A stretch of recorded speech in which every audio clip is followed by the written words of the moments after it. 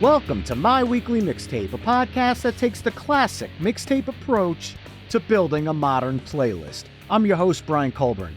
Joining me for tonight's collaboration is longtime friend Doug Miller, DJ for Elite Sound Entertainment, one of New Jersey's premier DJ and entertainment companies. Doug, welcome back, man.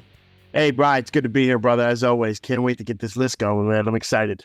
Same here. And the last time you were here, way back on episode 22, it's been a long time, we talked about the year in hip-hop for 1993. But tonight, we're going to move away from rap and hip-hop and focus on 90s club and dance anthems. With all your years of DJing, everything from clubs to house parties to weddings, what were you looking for in the songs you brought to the mix tonight? Well, it was a feeling that I found when I was younger. That's basically what I was looking for. My uncle used to own nightclubs. And one day, this young guy walks in and everybody goes crazy. It was one of the first openings, they invite the family and stuff like that for like a soft opening. And everybody went nuts. And I was like, who is that? Oh, that's Sawboy. That's the DJ. I was like, what's the DJ? Like, I didn't know what this was. This wasn't a career day. They had like plumber and fireman. Yeah. So This guy's like, you show up to a party, all the guys like you, all the girls like you, and then they give you money? That's a thing? Okay. So I started following him around, carrying his crates, so on and so forth. But I remember that look on people's face when a certain song hits and they just go, oh, like that's my song, And I would see it for my parents' generation, like when sound would work and stuff. So I wanted to bring that to people my age. And when I did it, that's the first thing I would look for. What songs make me go like that? So when I'm either behind the table and I want to play something, then it's going to get that reaction. Or when I'm out there in the crowd and I hear a song and it goes, it's perfectly timed. That's right where that song should be played. And somebody plays it. I'm looking for songs that did that to people almost no matter where you play them in the night.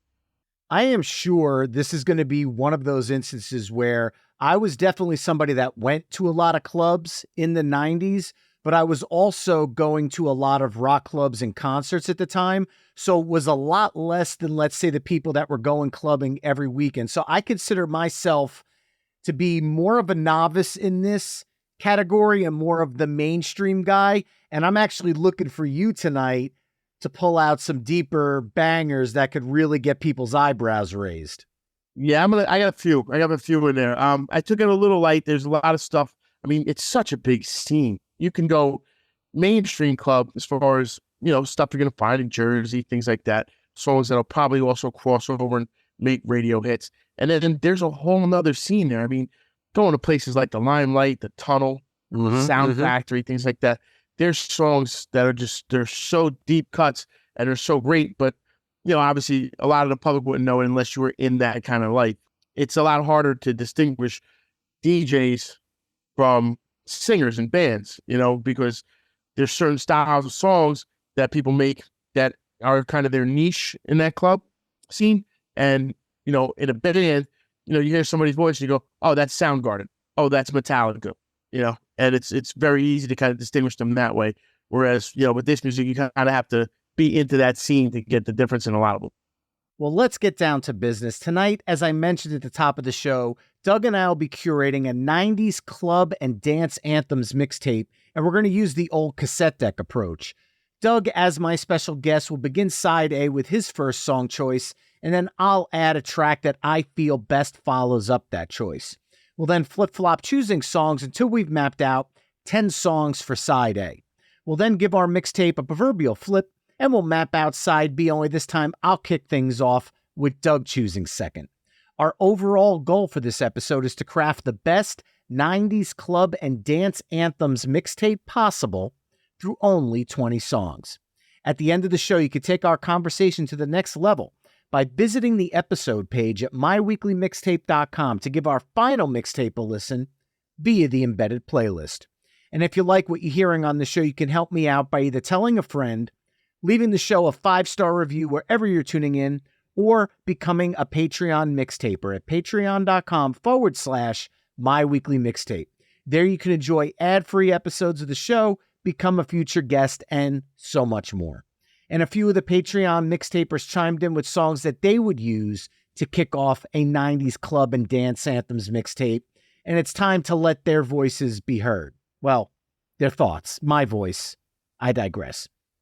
Philip Bergman chimed in saying that this topic is cool conversation fodder because in the decade that followed, different remixes really affected how much you liked the song, and you even saw that a bit in the late 90s.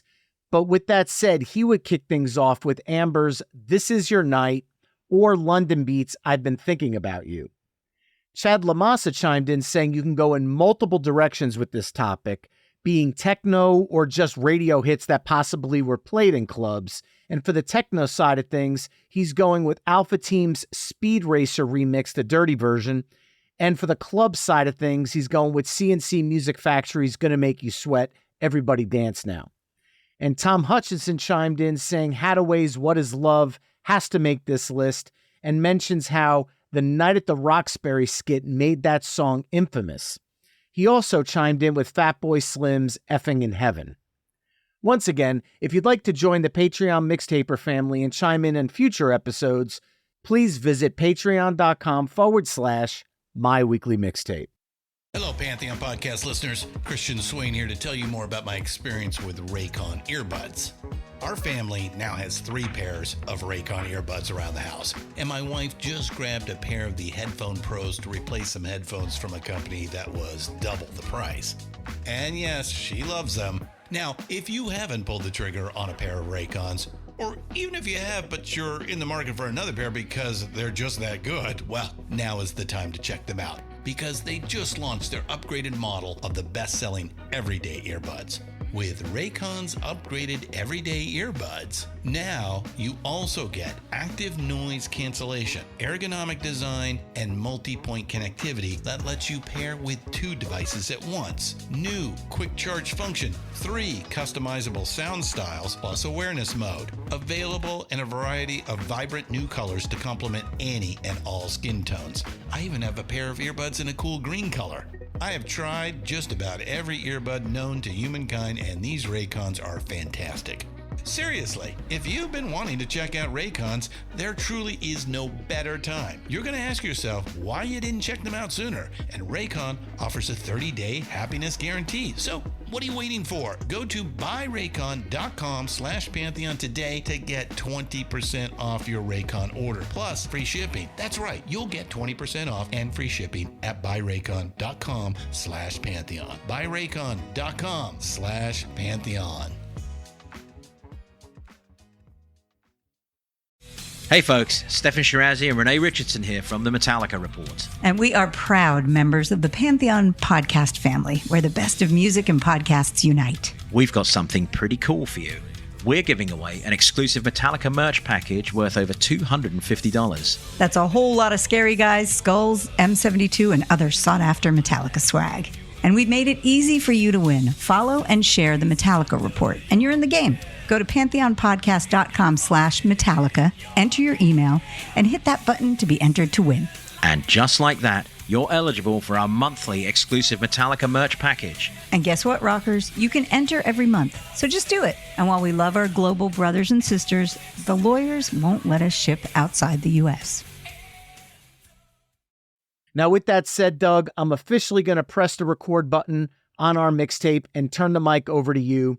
Why don't you tell us why you're kicking off your 90s club and dance anthems playlist with the Macarena? Well, I mean, what other way are you going to get a party started? You know, it's universal. Who doesn't love that dance?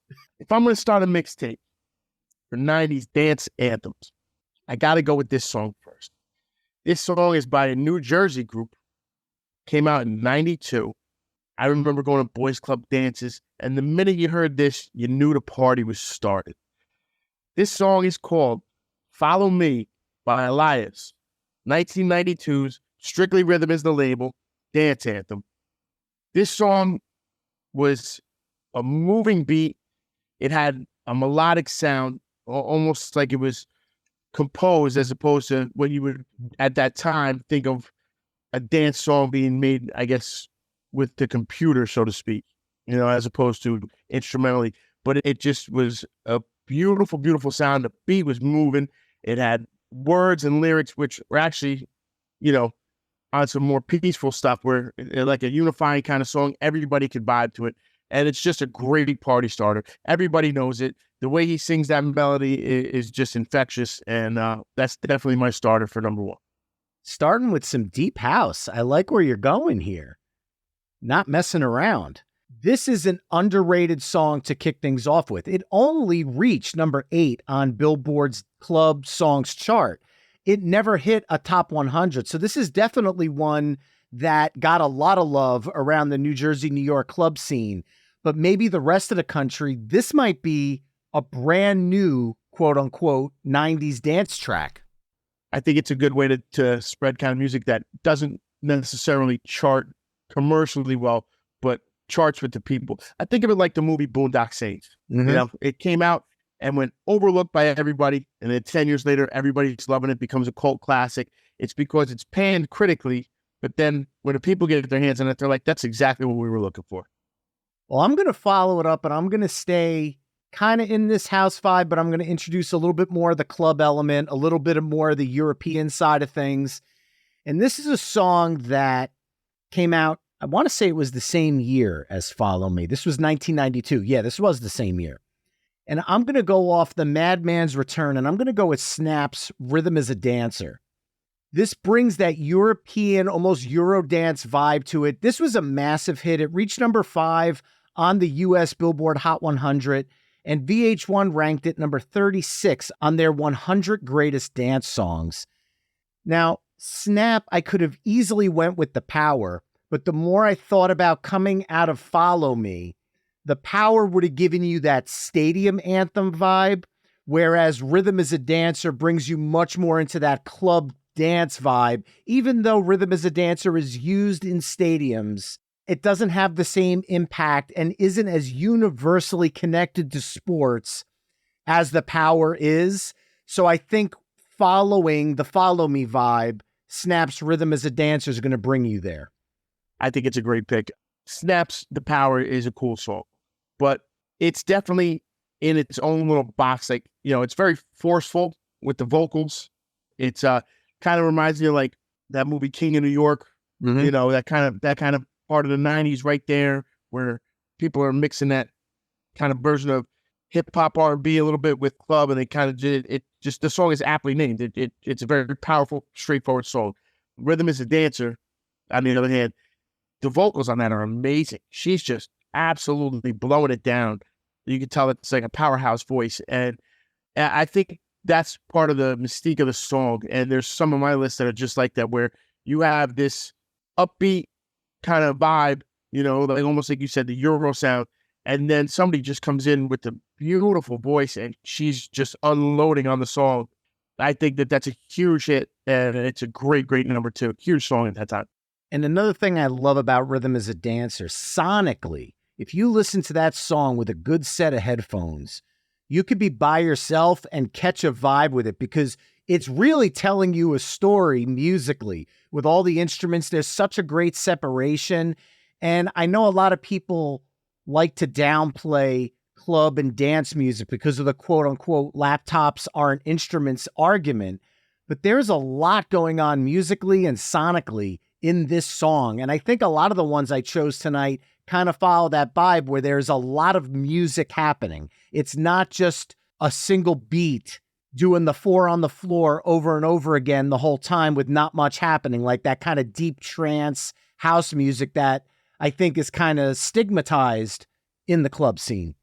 Very much so. Very much so. I think it's got huge crossover appeal, which is what brings songs like this to light. And also, you know, in some cases, transitions them into, like you said, being used in stadiums, being used for sports. You know, people now use their songs on commercials and stuff that you would not have seen in the 90s. They would never have a house song on a TV commercial in the 90s. But right nowadays, you're hearing all these songs be revamped and popped into TV commercials because they've just grown so much that everybody knows them. And also corporate media and stuff like that are catching on to the vibe that it creates. And it doesn't have to be a quote unquote traditional song to do that. All right. Well, what are you following up Rhythm is a Dancer with? Okay. Well, if we're going to do songs with female vocalists who create a vibe, I'm going to jump back to one of my favorite female vocalist from the 90s who creates a vibe. We're going to go with Miss Crystal Waters, 100% Pure Love. Song came out in 94, it went gold, and actually the production team hated the first version.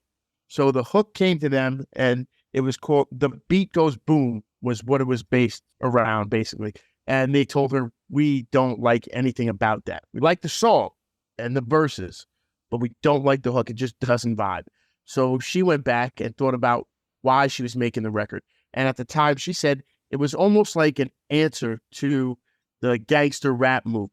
Okay. There was a lot of animosity and angst in 90s music, whether it was rock, hip hop, no matter what it was. And she wanted to unharsh the vibe, I guess, is the best way to put it, and send out a little bit of positivity into the world. So she started thinking about what she was writing the song for, the reasons why. And that's where she stumbled into From the Back to the Middle and Around Again. I'm going to be here till the end. 100% Pure Love. Massive, massive hit here. This one hit number 11 on the Billboard US Hot 100 and obviously topped the dance club charts. This was a massive song, a massive video, and had so much of a crossover effect. You would hear it on, at least in New York at the time, WKTU was kind of the club and dance station.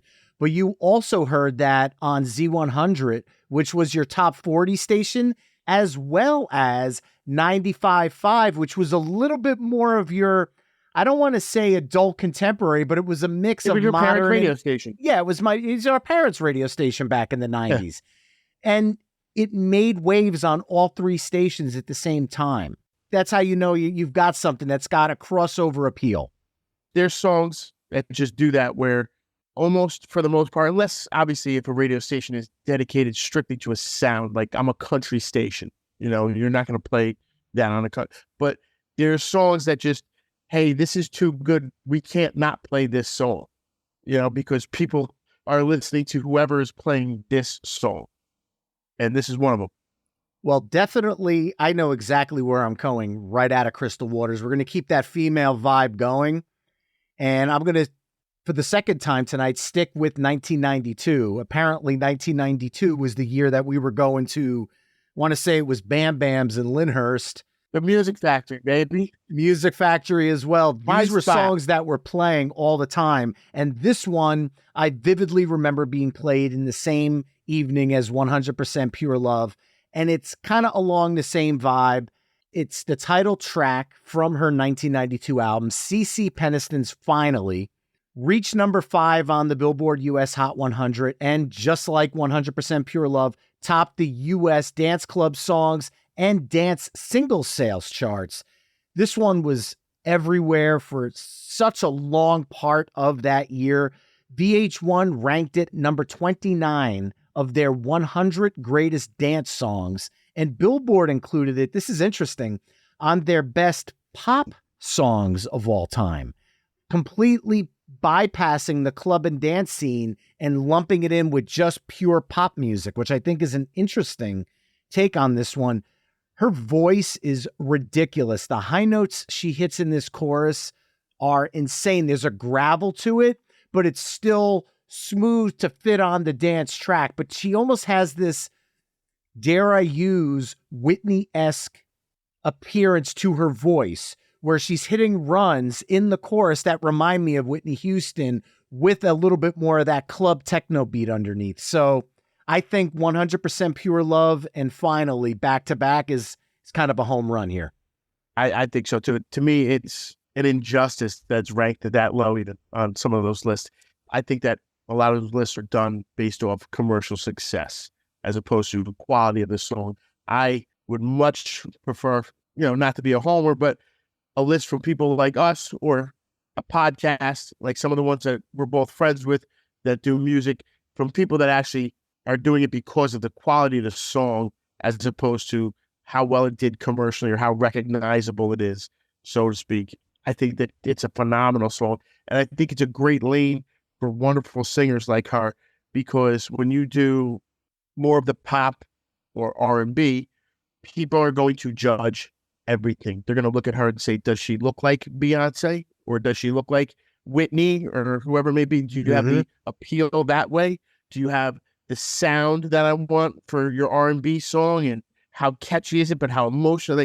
Whereas songs like this just come out and knock it down. Sing your song, and that beat grabs you, and she's just absolutely crushing it. The way when you hear a really good hip-hop beat, and then the guy comes on, the minute he starts rhyming, you go yes or you go no.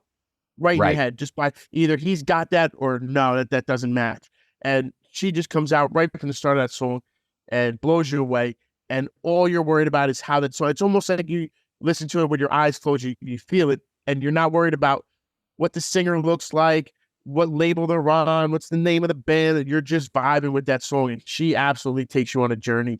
It's one of my top 5 90s songs of all time. Nice. Well, what are you going to go back to back with on that one? I don't think that you've left me a choice, to be honest with you. If we're going to take the gloves off, I have to go with what I personally believe is the greatest dance track for the entire decade.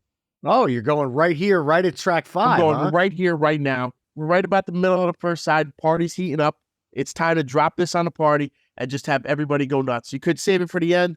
I like to give them a little shot of adrenaline right in the middle. This song has been remixed 2011 times. Right? Everybody has a version of it that they want to make because it's just so good. And you just talked about Whitney-esque with the voice from CeCe Peniston. This woman starts this song off with an undeniable and instantly recognizable long note. I'm talking about the one and only Show Me Love by Robin S. There you go. It hit number 5 on Billboard in 1993. It was released in 90 in the UK, came over here about 2.5 years later. Hot Dance Tracks, it went to number 1. And I believe on that list from VH1, it was like 65 for best dance songs ever, which just somebody should be fired over there. That's all. But other than that, this is a hit. I play this today when I do clubs or weddings, and there is not a single person that's not on the dance floor, or if they're sitting at their table, they lean their head back and start singing along with it and shaking their head because it's infectious. To me, like I said, it's the greatest dance song in the 90s, hands down. Rolling Stone almost agrees with you because they listed it as number 9 on their 200 greatest dance songs of all time. So, I mean, that's bringing in your entire 70s disco era into play, which there's a lot of great music from the funk and disco of the 70s. Mm-hmm. Something else you and I have talked about doing on possibly a future episode, which I'm looking forward to. Billboard ranked it 170 on their best pop songs of all time. This is an absolute anthem, hands down, hard stop. Musically, again, I want to say that sonic atmosphere that this song brings. When you listen to this in your headphones, there is so much separation between the instruments.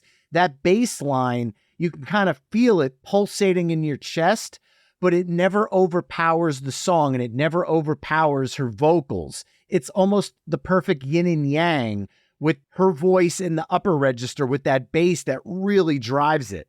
And I think I know exactly where I'm going to go out of this, because we've got such a vibe going. I know what I want, and I want it now. We're going to Culture Beat, and we're going to go Mr. Vain. This was another one that was absolutely massive. Reached number 17 on the U.S. Billboard Hot 100. And BuzzFeed ranks this number 17 in their 101 greatest dance songs of the 90s. I think that's actually a little low, in my opinion. Mr. Vain was one of those songs that had such a crossover appeal. It has that same type of vibe that we've strung together, I'll say all the way back from Elias and Follow Me. It's this pulsating rhythm that goes through all these songs, but sonically, there's so much music happening in these tracks. It's almost a vibe that is ethereal mixed with something you're dancing to between the 6 tracks we have so far. So following up Show Me Love, obviously you said it's Show Me Love is your favorite dance song of all time. I'd be curious to see where Mr. Vain hits for you. Mr. Vain is up there. It's an instant yes. When you hear it, you know, even if you don't like the song, which I can't picture because it's a pretty cool dance song. especially if you grew up around that time and that was kind of your vibe. But even if you didn't like the song, you could understand why whoever played it, or why somebody's like, this is the song I would play right now to dance to, or this is the song I want to dance to right now. It's one of those songs that, when people think of traditional songs, it's 3 verses, chorus in the middle of the verses, and it's structured the way that it's structured. You would just logically imagine if I just heard somebody kind of repeat the same thing, with a little bit of a change here and there, it's just going to get old and boring. It's like, no, this songs like this, they can hit you with a beat that drives as well as something like theirs does. Hit you with a great hook, sung well, and then throw in those little bit of runs that they do with the other one. And, you're not so much concerned lyrically with it, as long as it's kind of like the Kurt Cobain effect, I call it, because he used to say melody drives the song over lyrics. And it's evident in his lyrics. Even the way he would write would be, he would get, I want my voice to sound, and we go, okay, now what words fit that pattern of melody? That was his process. It wasn't, hey, this is what I want to say, and then how am I going to say it? It was actually reversed. These guys come out and they embody that. Let me find the heart and soul of the song, blast it out, make that the hook, and then we'll fill in the gaps later, and just kind of almost like dressing on the side. We're going to kind of help it push what the original intent of the song was. And Mr. Vane does that wonderfully. It's a super cool song, man. It's a lot of fun to play, and it's definitely gets a reaction every time you pop it up. All right, so when that's done, what are you coming out of that with? Give me a tough one here, man. Tough one. Let me see. Okay. So many that should make the list, and it's a travesty to keep some of these off there. But I am going to go with something that had huge commercial success, huge crossover success, huge international success, and had people speaking a language that they did not even know. My next pick, CNC Music Factory, Boricua's Anthem. Oh, okay. Song came out 94. It is a 9-minute song, which we couldn't know. It always went too fast just because it was so much fun. You didn't want it to end. There's actually a 20-minute version as well. It's a little different, but it's still a good track. And when this song came out, you can watch an entire club stop on a dime. So everybody's sweating, rocking back and forth. The music's going, and all of a sudden, and you hear that saxophone go off. Forget it. The moment that goes off and the guy starts talking, he almost welcomes you to the song officially, and it just, everybody singing, even if you didn't know how to speak Spanish, you were faking it, right? Just to sing along with the song. And it goes a little bit of Latin, a little bit of club, it feels like upbeat, almost like a techno reggae vibe to it. It goes all over the map, and everywhere it goes, it does it right. It rocks. It's a huge party song, and I can't see having a 90s list without it on it. Can we just talk about how Robert Cribalese and David Cole are probably two of the premier dance producers of the decade, between Gonna Make You Sweat, which Patreon mixtaper Chad Lamassa chimed in with. You had Here We Go, Things That Make You Go, A couple of years later, you had Do You Want to Get Funky? Then you go into the Boricuas Anthem. They got you through the whole decade, and they always evolved their sound to be modern at any given time. Throughout the whole decade, they never got themselves dated in any way, shape, or form. That's very hard to do in the club scene, because that club vibe was not the same in 1999 as it was in 1990. It evolved throughout the whole decade, and these guys evolved with it. Well, that's a big thing about the music. It was very progressive very quickly because it was brand new. The closest thing you had to it was disco, right? And then people started to kind of do their own take on things. And, you could tell the young music, still quality music, but you could tell, like, that's the reason it broke through was because it was quality. But you can absolutely see the growth. I mean, you see what's going on now with Calvin Harris or Steve Aoki, people like that. Mm-hmm. It's kind of like, I like to think of it like this. The way our technology ran from when we were a kid was amazing, because we got in the car as children, and our parents had, some of them had 8 tracks for their cassette player in their cars, or our grandparents did. And then we had cassette players. Then all of a sudden we had CDs.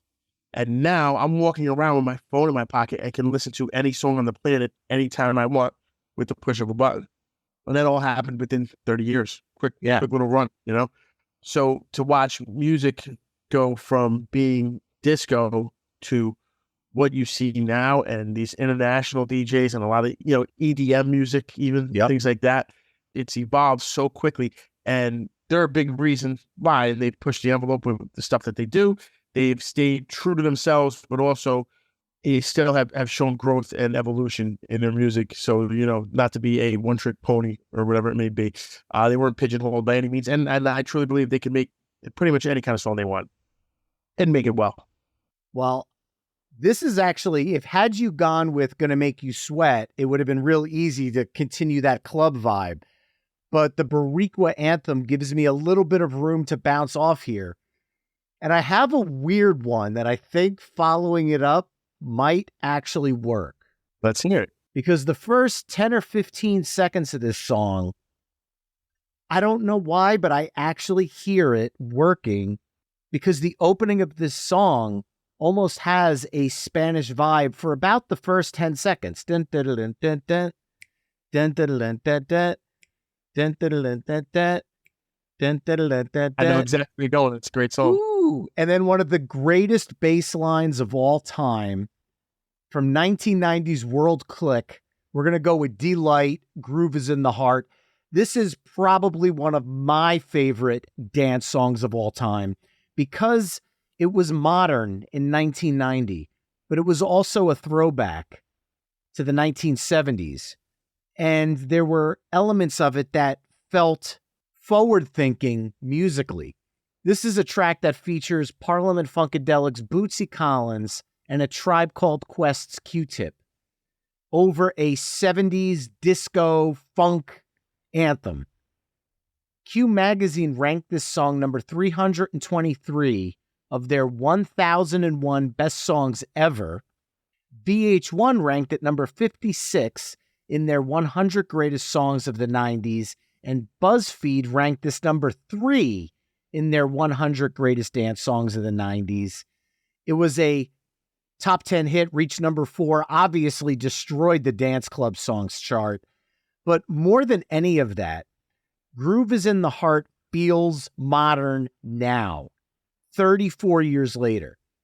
Last year, Blues Traveler, who Tad Kinchler was on this past October on the show, they covered this song and they did a killer job on it, but the original's always going to hold a special place musically in my heart. And I think this might have been the only time tonight that I could put this in and have it actually make sense, because this is not really the club dance that we've had. And I don't think this song would have worked out of any song on side A until now. Delight's Groove is in the Heart. Great song. It's an absolute home run from the moment you hear it. Like you said, it's got so many different elements. I mean, Q-Tip is in there. It's its own vibe, and it's unlike most songs. It's completely original, and I'm in awe of how they come up with it. And so many different people from so many different walks kind of collaborating on it. It smashes right off the bat, and to watch them click musically like that is what makes it's a must play. It's a must play, and I think it's a fantastic pick for the song. So you got one song left for side A. What are you going with? All right, if I'm going to follow up Groove is in the Heart, I'm going to take it into a little different vibe, very similar, but to kind of feed off and transition. I'm going to go with a song that just recently has a killer remix done, and I'm going to choose Fatboy Slim's Praise You Like I Should. This song has 2 mixes that I think are phenomenal. The Purple Disco Machine mix is out of this world good. And I believe Rita Ora just recently did her own version, which was just very, very cool, super current. But this song came out in 1999. It reached number 1 in UK and in Iceland. It was number 4 in Canada, number 6 in Ireland, 36 in the States. Also, shout out to my boy Gomez. It was used in a movie, which is one of my favorite movies of all time. But Cruel Intentions had it on the soundtrack. Oh, yeah. It's a very, very cool song. And, you know, Fatboy Slim just does some really, really cool things with his music. It's, you know, a style that kind of announces itself. He is instantly recognizable by his songs, which is what I was alluding to earlier when I said sometimes DJs or artists, you know, in this genre had a harder time distinguishing themselves to people who were not in the scene, as opposed to, you know, going to see two separate bands, and you can easily see the difference between, you know, Guns N' Roses and Metallica when they're on stage. So my pick, Praise You Like I Should, Fatboy Slim. Absolutely love this song. This was another one that had a ridiculous crossover appeal. And I think that has to do with the MTV aspect of it, because the video was popular and it was getting rotated in with all the stuff that was happening around 99, kind of the start of the new metal thing, the Limp Bizkit, the TRL, that whole movement. They were getting lumped in with Backstreet Boys and Lit and all these other bands that were kind of part of that TRL scene, Moby. You had a lot of different things happening there. And this song really crossed over in a lot of different ways. Kind of the jam band scene picked it up a little bit. It got picked up almost in a rock vibe, and then obviously in clubs, and then on pop and top 40 radio. So love the pick.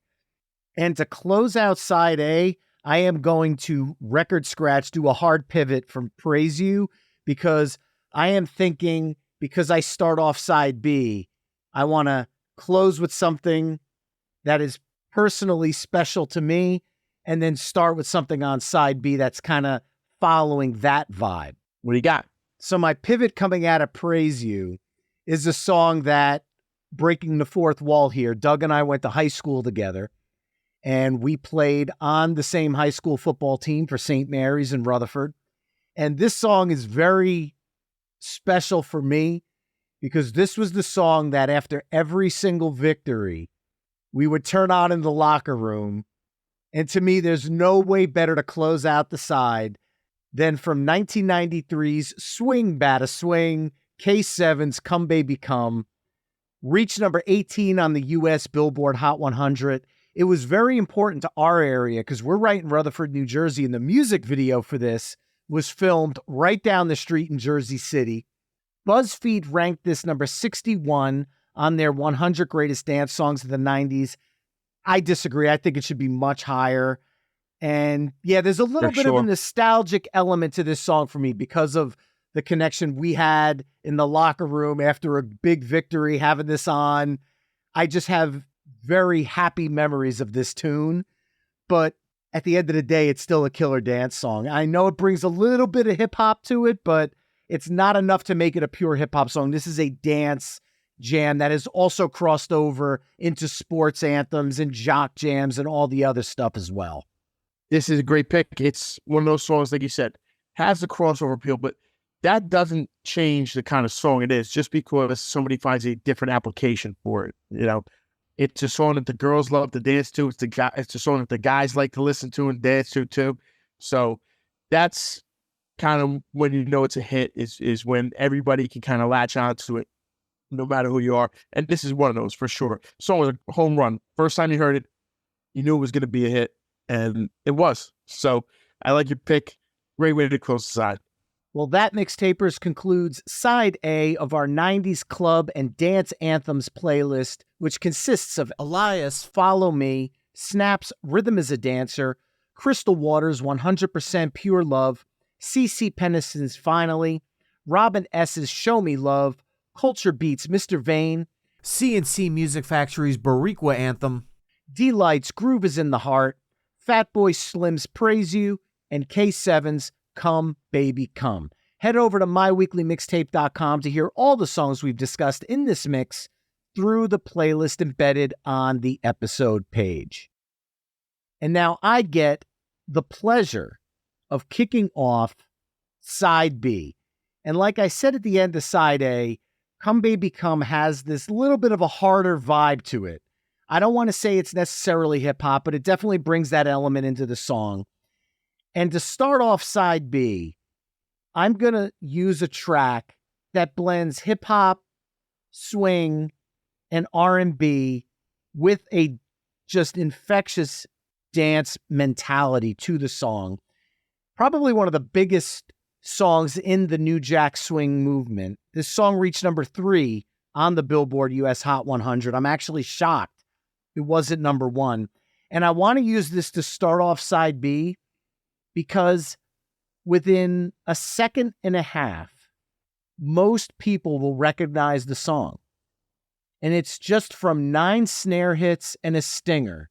And you know exactly what song you're listening to. Da da da da da da da da pa. Belle Biv DeVoe's Poison from 1990. Starting off early. Yes, it's not a club song, but we're doing club and dance. And this is an absolute dance anthem that gets everybody on the floor, and everybody is singing along with this at the top of their lungs. I think it's a great pick. Dude, how can you not have it on the 90s? I mean, you can literally find a way to squeeze this into almost every 90s playlist that you have. People who are strictly rock fans recognize the song.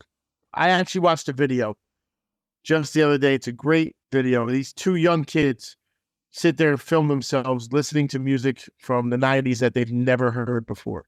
And this was a video, ironically, that I just saw maybe 2 days ago. And their face just scrunches up the moment, girl, I must warn you. They go, ooh. and then when he hits it's driving me out of my mind, and the high note, the song just goes different places. They absolutely smash it on every single part. You cannot sit still during this song.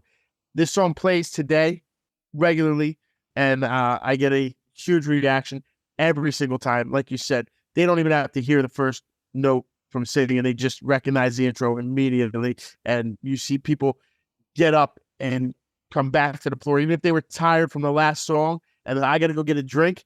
You know what? I'll get a drink in 3 minutes. Hold on. They turn around and they come back out for that one. And it's a great way to kick off the second half of this album.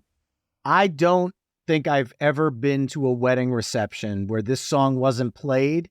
And I don't think I've ever seen this song not go over like one of the biggest songs of the night. Yeah, everybody loves it. Even people at my wedding, when this song played, aunts and uncles and my grandparents, everybody had their head moving because there was such a soulfulness to the song, the vocal delivery. People that were into Motown in the 70s could feel that vibe coming off it.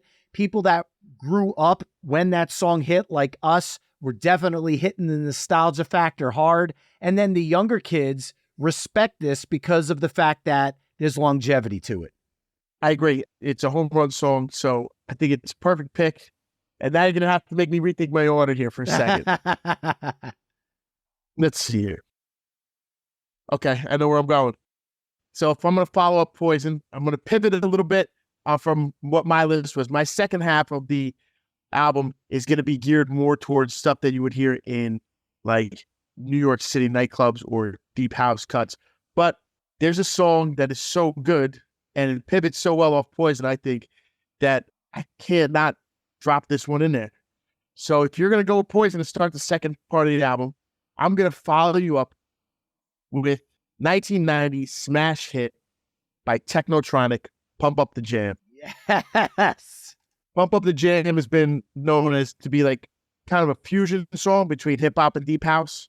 It's got a little bit of the elements, like you said, almost the way K7 does, but at the same time, that beat is just completely on the house vibe, and it's one of those ones where everybody knows the hook. People that don't know the song well or don't listen to that kind of music know this song. And Pump Up the Jam is a smash hit that was, I think it went to in the top 30, I want to say. Well, Pump Up the Jam hit number 2 on the Billboard US Hot 100. Oh, I meant 100 best dance songs of all time. Yeah. I think it was like number 30 or number 40, something like that for Slam Magazine. Yeah, number 40. Yeah, it was. It's just a great song. And, you know, if I'm going to follow up Poison, I got to keep them on the dance floor. So That's where I'm going. Pump Up the Jam, Technotronic. And this is one that was a slow burn for popularity. It was actually released in 1989 in August. Did not hit number 2, like I had mentioned, for the Billboard charts until 1990. It took 6 months for this song to catch on. And once it did, though, Wildfire. that was it. It was over, because then they followed it up with Get Up Before the Night Is Over, and they just took over. And most people think of this song as a 90s dance anthem, and it is 100%. But it actually has a little asterisk on it because it was released technically at the end of the 80s, and you could include this track on an 80s greatest club and dance anthems as well, because it technically was released then, but didn't hit the top of the charts until the next decade. Yeah, it's one of those songs where, I mean, think about one of the earlier ones, like we said, Finally, or Show Me Love. Mm-hmm. When I play Show Me Love now, club or wedding, everybody digs it. Doesn't matter if they're young, if they're old, if they're in the middle. It just carries, it sounds new, to whoever hears it. It's an undeniable song. This is the same way. If you played it with 80s songs, it makes sense. But if you played it with a 90s dance tape, it makes sense. And if you play it now, people are like, oh, that's kind of, that's cool. I vibe with that. And they jump right on it. It's a song that transitions. And at a very specific time, like you said, too, right there at the cusp of 89, 90, it helped, I think, transition the vibe into house music a little bit more, making it popular. I actually think I'm going to try something here. And I don't know how well this is going to go over, but believe it or not, we have a playlist that's kind of doubling as a dance club anthems / stadium anthems, because both Poison and Pump Up the Jam are stadium anthems. So if I'm going to touch on that a little bit, but stay with kind of keeping that energy up, I think we got to drop a little bit of the 900 number in a sample and go up to 1996 DJ Kool, Let Me Clear My Throat, sampling both Kool and the Gang's Hollywood Swinging, and like I said, the 45 Kings 900 number, which anyone who grew up with Yo MTV Raps refers to as the Ed Lover dance. This song shockingly only reached number 30 on the Billboard US Hot 100, but because of the endless use in sports, I know the Buffalo Sabres use it as their official goal song, wedding receptions, and everything else. The version that most people are fans of was recorded live in Philadelphia. So I guess for our area in New Jersey, it almost is like a hometown anthem. Even though Philly is over the river, we still really embrace this song to another level around here. It was all love. So DJ Kool, Let Me Clear My Throat. That's a smash. I play that whenever I DJ the tailgates, because obviously the sports crossover. I play that during throwback sets, whether I'm doing a wedding or at a club, something like that. It's a killer song. And like you said, it's actually unique in the way that the live version is the preferred version. Yeah. Think about how many live dance tracks are there with an audience. Like, this might be it. At least I know it's it on my phone. I don't know about you, but yeah. And you know what? It's kind of weird because it transports you. It makes you feel like you're there. It's a sing along, basically. You're literally following his direction and shouting back at him along with everybody else that's on the track, and at your party itself. Great way to kick off this second party album. I think it's a good choice. All right. Well, what are you coming out of Poison, Pump Up the Jam, and Let Me Clear My Throat with? I'm going to piggyback the vibe, or at least the theme. We're going to stick with songs that do that crossover that get so big. People use them for stadium songs. People use them for sports. I remember this in the club. This was, more of a techno kind of hit, but it had so much appeal, crossed over. I remember late nights in clubs that I was too young to be in. And maybe there's some enhancements floating around, and somebody plays a song like this that you've never heard before, and the whole crowd starts chanting. And you're like, what is going on here? I'm talking about Kernkraft 400, a.k.a. Zombie Nation. When that song drops, I mean, you hear it all over soccer stadiums, all over football stadiums. You hear it everywhere you go. And when you're in a club with the lights out and it's late night and oh, and everybody just starts chanting along with it. It gets louder and louder. The song builds. The track is a great building track. It's actually sampled from a Commodore 64 game called Lazy Jones, which I had no idea. But I cannot and will not attempt to pronounce the name of the album that it's on because it's by a German artist and it's like 36 consonants and one U in the middle. So I have no idea how to pronounce that. But I'm going to go with Zombie Nation. Dude, I literally am smacking myself right now because not a minute ago, I was sitting there saying, Let Me Clear My Throat might be the only live dance song maybe ever or definitely on my phone. And then you go and drop another one. I'm like, shit, because there's the live remix that was in the movie Elemental. There's the live remix in that. And yeah, that's on my phone as well. So I completely put my foot in my mouth with that. But what a perfect song to come out of Let Me Clear My Throat, because you feel that live energy in this song when the crowd is singing along, where it almost blurs the line of, is that coming from the speakers or is it coming from the room? And you become part of the song. When everyone sings along with it at a stadium, you don't know what part of that is the actual recording and what part of that's the atmosphere you're in. So I friggin' love this pick. And I got to give a shout out to my good college buddy, Frank the Tank Fleming, episode 11, the ultimate sports and stadium anthems. He dropped this one for sure. Barstool Sports, he's been doing a walking program for the last 6 months. He's dropped a ridiculous amount of weight. Way to go, brother. So happy to see it. So hopefully he's cranking this when he's doing it. This song is so friggin' killer. And look, I immediately want to go back and recut that whole part about Let Me Clear My Throat because I totally botched it. And you found the perfect song to come out of it. And I don't even have to hesitate with what I'm coming out of Zombie Nation with. What do we got? Because Zombie Nation has a little bit of a rock attitude to it. And I think if you're going to talk about 90s dance music and bring a little bit of a rock attitude that really crosses the line into that stadium anthem club or a rock venue, it doesn't get any better than 1997's The Fat of the Land. And I'm going with Prodigy's Firestarter. This keeps things danceable, but it brings the heft to it. And this song reached number 30 on the Billboard US Hot 100. And Rolling Stone ranked it 110 on their 200 greatest dance songs of all time. This one just slays.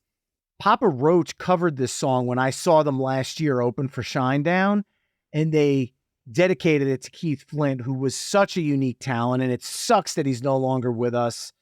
And this song is heavy. I have rocked this song on dance playlists, on workout mixes, and I've put it on metal mixes because it just fits that vibe. There's such a crossover appeal to it that you could dance to it and start a mosh pit at the same time. And coming out of Zombie Nation, I feel like that's the energy. That's where this is going. Cool pick. You know, it's the other side of the coin from K7. You know, you have a song that is a dance song, but has that hip hop influence, and you can tell that it's on there.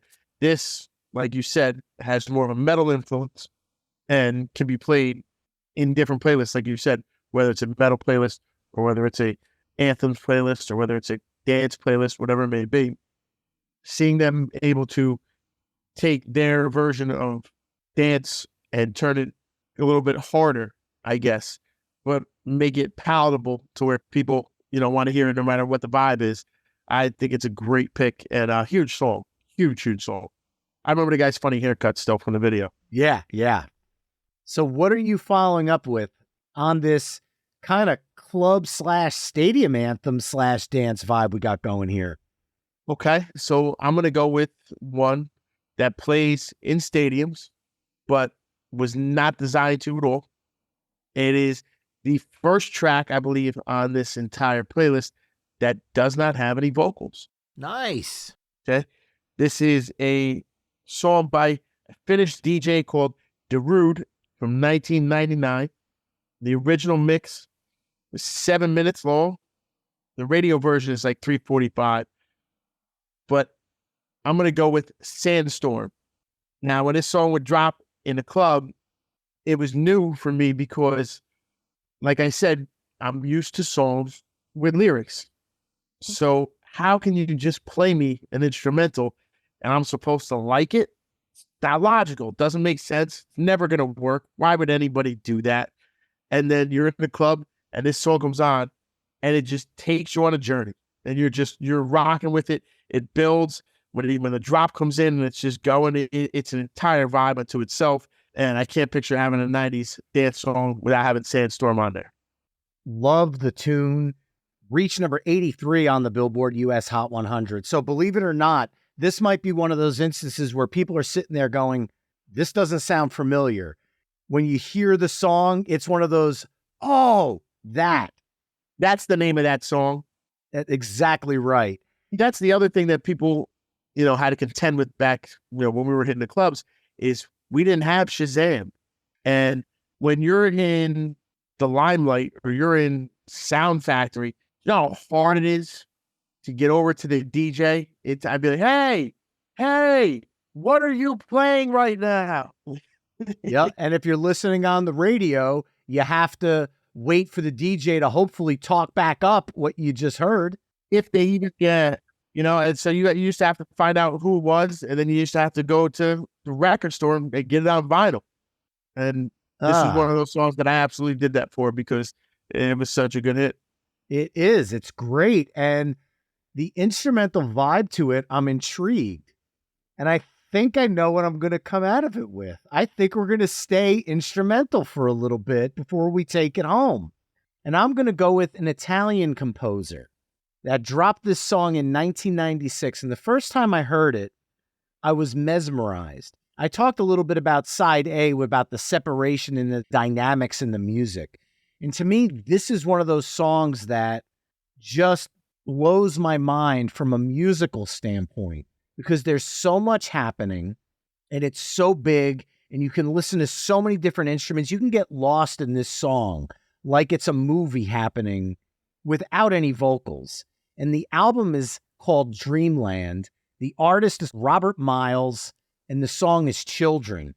It was one of the pillars of this vibe that was called Dreamhouse EDM, which involves these beautiful piano melodies over that 4-on-the-floor bass drum beat that I talked about on side A. It reached number 1 in 12 different countries and hit number 21 on the Billboard US Hot 100. And again, it topped the Dance Club Songs chart. Just like Sandstorm, there are people that are going, the hell song are you talking about? And when you go to the playlist at myweeklymixtape.com and you listen to it, you're going to go, oh, I know both Sandstorm and Children because those two songs are very memorable instrumentals that a lot of people just, there's not that Zombie Nation moment where you could sit there and go, oh, and everyone knows what you're talking about. These are a little bit different. You actually have to hum out the piano in Children, which sounds a little bit more ridiculous trying to do.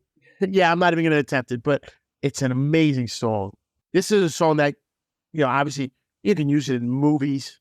It's an emotion invoking in a huge way. You can't help but kind of pause when you hear it, because it comes on and it's just so ethereal. Like you said, it's out there and it transports you to this place where all you are is you and you're surrounded by that sound. And that music is kind of dictating where you're going on your little trip. But it's a fantastic song. And again, it defies the logic of you need to have a vocal or lyrics or whatever it may be in your song to make it a hit, which you clearly do not. And is it weird for me to say that this song makes me both want to get up and dance and relaxes me simultaneously? That's the beauty of it, is it's so full of emotion and vibe that you can literally take it any direction you want. The song can make you sit there and get reflective, and start to, feel emotional. It can also make you so relaxed because it's just musically beautiful. And then also it can, be a happy uplifting kind of moment at the same time. It all depends. Whatever you need it to be, it can be. And that's a beautiful song, and a great job to be able to do that, because not many songs can. Yeah, it's a stroke of genius musically. So what are you going to follow up our 1-2 punch of instrumentals with? Are we going to introduce the vocals for the close here? Okay. I got 2 left. I'm going to ease back into the vocals to kind of set up my final play for the last song.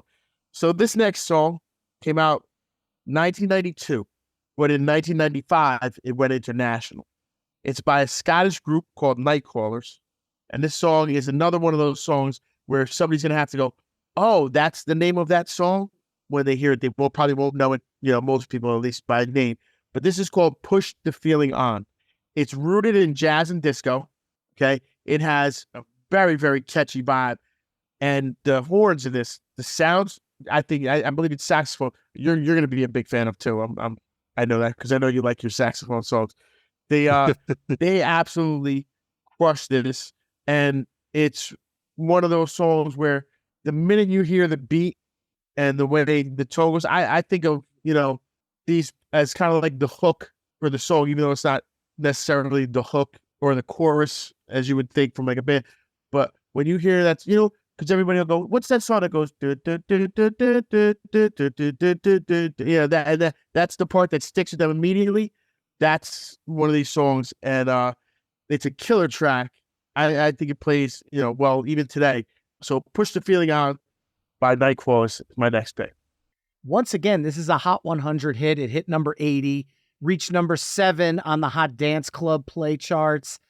So I think this was much bigger in the club than it might have been on radio. But once, like you said, once you hear it, it's, oh my God, why do I remember this one? It was all over radio for a hot minute, but unfortunately didn't have a ton of staying power on the radio, but it did in the club. And I think it's a great pick coming out of Children, because if you went and did a ridiculously hard pivot into something, say, like Quad City DJs Come and Ride the Train coming out of Children, it would have just felt odd. Like, you got to ease your way out of Children because it was so emotional. Can't do the Tootsie Roll after you listen to the show. Exactly. Those type of that deep South bass with the kind of the sexualized lyrics coming out of something so emotional, it would have been too much of a pivot. So I love the concept with going with Nightcrawlers here. And I actually think there's only one song that I have left in my bank that'll really speak well, because you mentioned the saxophone. This one, it's not necessarily in that vibe, but I think coming out of it, at least from everything else that I have, because I have a lot of more of that club feel, like LaBouche, Be My Lover. I could have brought Cher's Believe into the fold because of the introduction of auto-tune. Huge record. Obviously, you got Aqua's Barbie Girl. You got Two Unlimited, No Limit. But I think coming out of Nightcrawlers, the way I want to go is off of 1999 Synchronized. And we're going to bring some British funk into this. Let's have some Jamiroquai and Canned Heat. This reached number 1 on the dance club chart, never cracked the top 100, but to me is one of those songs that has such a unique, timeless energy to it. And it's definitely one towards the end of this mix that people are going to go, oh my God, I can't believe we're hearing this. And I think that's the same vibe they get from Push the Feeling On. I feel like coming out of the instrumental segment we did, Nightcrawlers, Jamiroquai, I think there's a vibe going here. Yeah, it's a great song, great album. He's got his own little lane that he carved out for himself. And it's just, like they say, it's a vibe, and he embodies it fully. He can do it on the lighter jazz side. He can do it on the dance side. And this was one of his best songs. I think it was a great, great choice. Definitely a party goer, and definitely a party maker. So I like the pick. Well, closing out the evening, man, you got no small challenge here. What are we closing this up with? It's got to be fireworks, right? It's got to be a home run. So if it has to be that, I'm going to go with a song that does it all. Give me a song that gets you going emotionally. Hit you right in the heart. Give me a song that's got power vocals. And I think this is probably the best to ever do it. power vocal wise. Give me a song that's new, that breaks a barrier, that does something that, people have not been doing yet. But give me a song that also gives you that nostalgic feel at the same time. There's not many songs that do this. This one did it perfectly. Monster hit, return to form. And I'm talking about legendary DJ Jonathan Peters and his remix, Whitney Houston, My Love Is Your Love. When that song dropped in 99, people had not heard it done that way before. My Love Is Your Love is a slow burn, reggae-influenced song. And it's absolutely gorgeous in that version. I love that slow, sexy vibe by Whitney. They called it the triumphant return to form when she dropped it. It's just got a super, super cool Bob Marley-esque kind of just heartfelt vibe to it.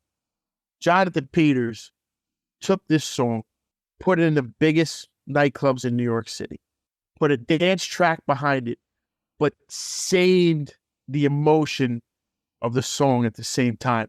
A lot of songs that fall into this format of a remix are done.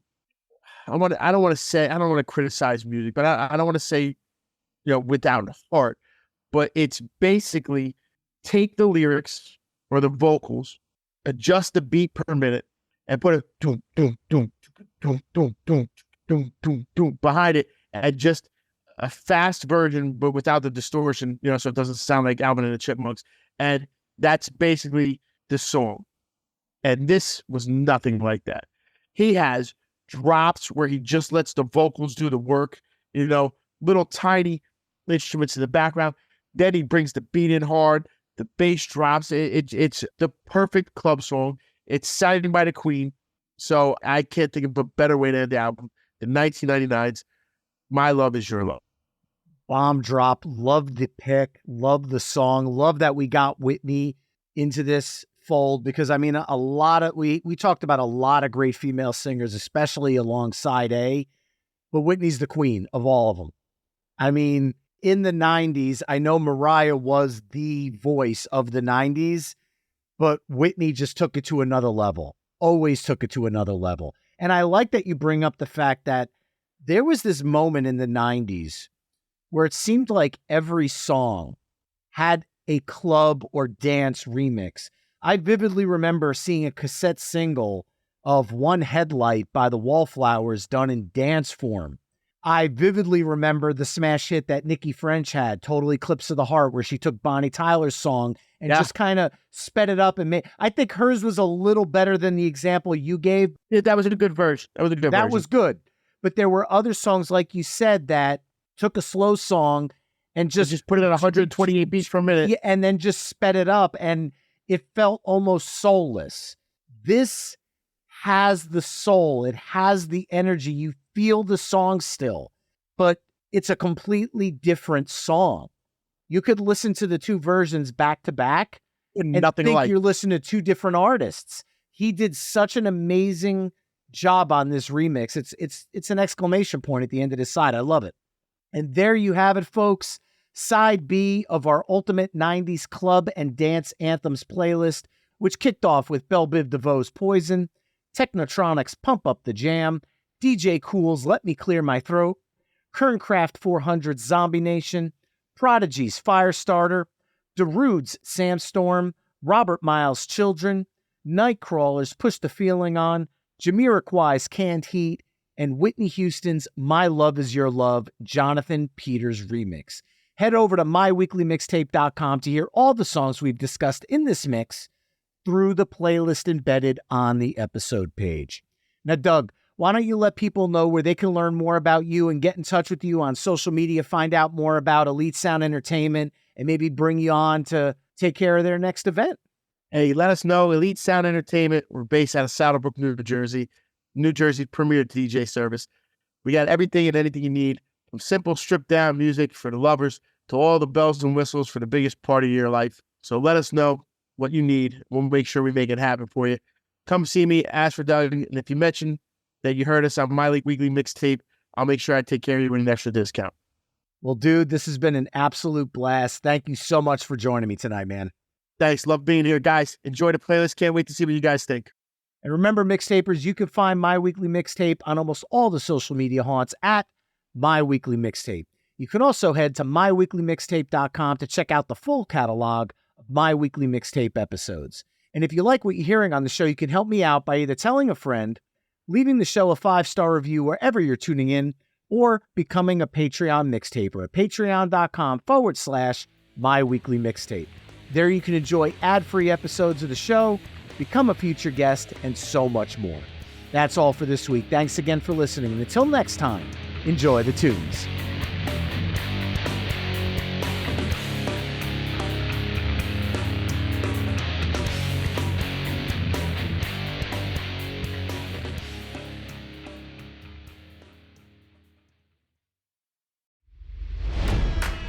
It's NFL draft season, and that means it's time to start thinking about fantasy football. FantasyPoints.com features industry-leading experts and prognosticators using proprietary hand-charted data to help you score more fantasy points. FantasyPoints.com is the place to go for whatever kind of fantasy football you play. Whether you play fantasy football, daily fantasy sports, or do a little bit of everything, Fantasy Points has the meticulously researched content to guide you to victory. And why wait for the fall? Fantasy Points also covers the new spring football league, the UFL. Join the guru, John Hansen, Scott Barrett, Joe Dolan, and other massive names in the fantasy football universe with an exclusive offer. Use code Pantheon for 15% off any Fantasy Points package, including the all-in package, with access to every article, tool, and data nugget that Fantasy Points has to offer.